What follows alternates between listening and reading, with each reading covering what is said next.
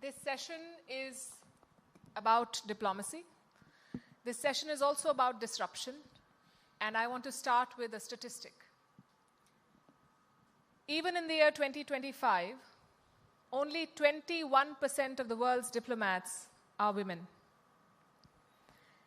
And this number speaks volumes, not about capability, but about access. So with me this evening are two extraordinary diplomats who are not only representing their country, but also telling us what women's leadership on a global stage looks like. Please welcome them once again with a big round of applause. Good evening, Excellencies. Thank you for being here. And I want to start with the figure that I just shared, 21%. You are among the 21%, so congratulations. But what made you start? What made you pursue a career in diplomacy? When did you think that this was your calling and this is what you wanted to do? Let's start with you. Actually, tell you the truth, when I entered the ministry, it's just because I accompanied my friend who got the scholarship from the Ministry of Foreign Affairs. During that time, because I study law, I planned to enter into the bar exam to become the lawyer. But later on, when I accompanied my friend to take exam for the Ministry of Foreign Affairs, and I just passed. So I think, it's not bad. So I should enter into the, foreign arena and become, woman for the world. So that's why I just go on attending the interview, and I can successfully pass the exam and become the civil servant for the Ministry of Foreign Affairs. Yeah. You make it sound so easy. What about you? I must say that I've decided relatively early. When I was 17, I knew I wanted to be and work in diplomacy. And the main reason was, which may also tell you a little bit about my age, is that I saw it mostly as a possibility of living in different countries, learning about different languages, different cultures, different people.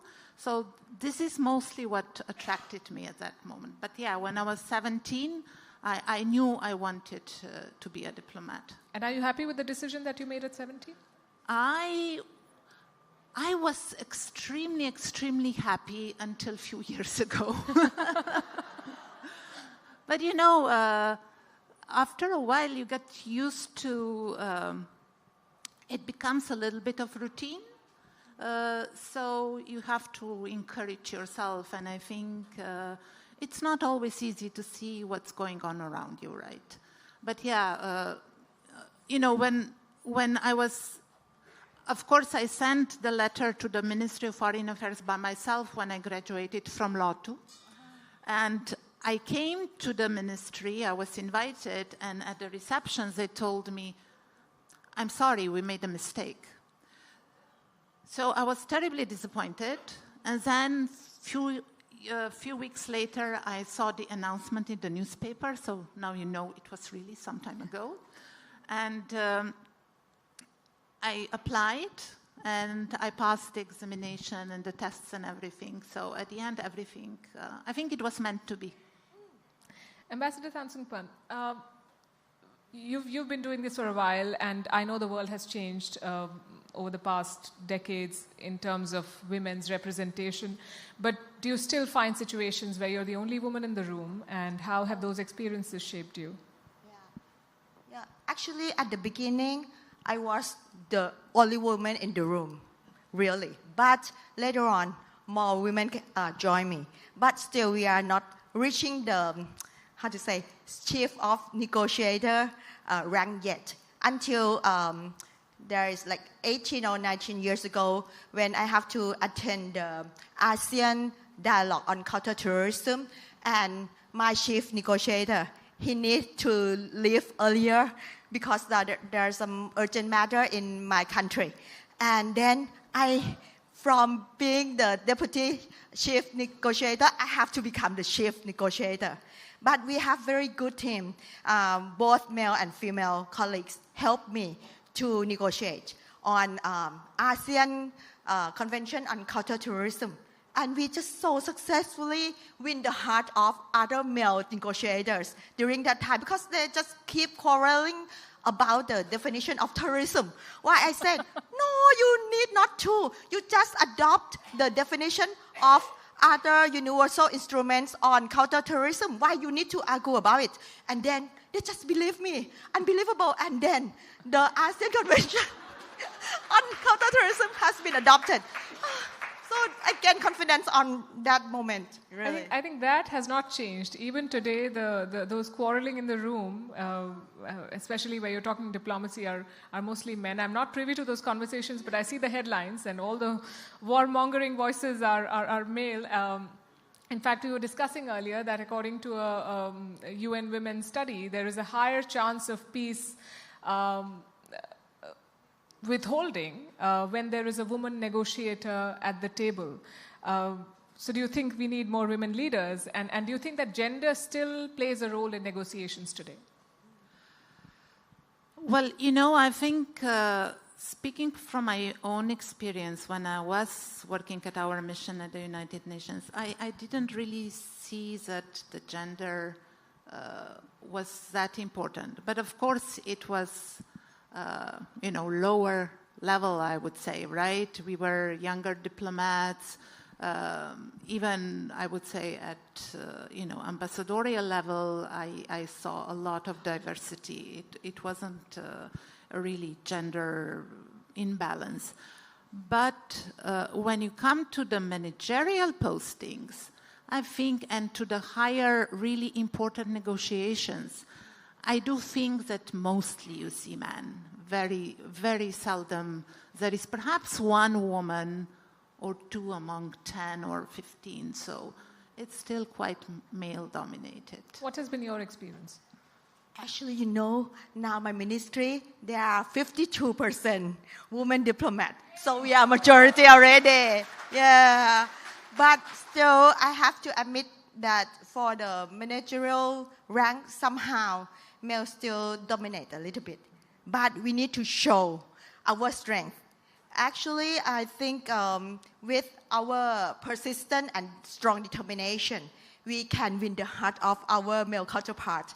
And they become more listening to us. Like actually, my former boss, now she's the member of the International Legal Commission, Law Commission in the UN. And actually now we have the permanent secretary, woman permanent secretary also. And we also have the former Thailand permanent representative to the UN. So I think for Thai Ministry of Foreign Affairs, the role of women is much more advanced, really. Yeah. How do you see India's rise, both geopolitically and in the space of women leadership? And a lot was said when we led the G20 presidency last year in terms of women's inclusion. You've been here for a while. You've seen India very closely. What changes have you seen? When I first came to India to work in 2010, I thought, my biggest surprise was that it was so diverse, because from New York, it looked very monolithic. So that was my biggest surprise. But I already saw it as a country on the rise. And to be very honest, when I came here and I saw, the situation on the ground, I said, oh my God, this country will never progress. But what I've seen in the past 15 years, it's a huge, huge progress. It's there are certain fields when you are definitely ahead of Europe when it comes to digitalization, for example. And I encountered many, many very capable, outspoken women in business and in diplomacy. I must say that when you look at the MEA, Ministry of External Affairs, I think it's still, you see more women, but it's still a little bit male-dominated. We also have, I think in our case, we have around 60% female diplomats. At the moment, the main leadership of the ministry is completely female. Our foreign minister is female. Then we have 2 state secretaries, which would be like foreign secretary in India case. And they are also ladies. And where we lag a little bit behind in percentage, it's ambassadorships. There we only have around, I think, over 40%. But yeah, I saw huge progress in India. Globally, we can see that everybody listens to your leaders. Without India, I think we cannot solve many global challenges. What is also encouraging is that India is prepared to take over more responsibilities than in the old days. So I see quite a bright future for this country.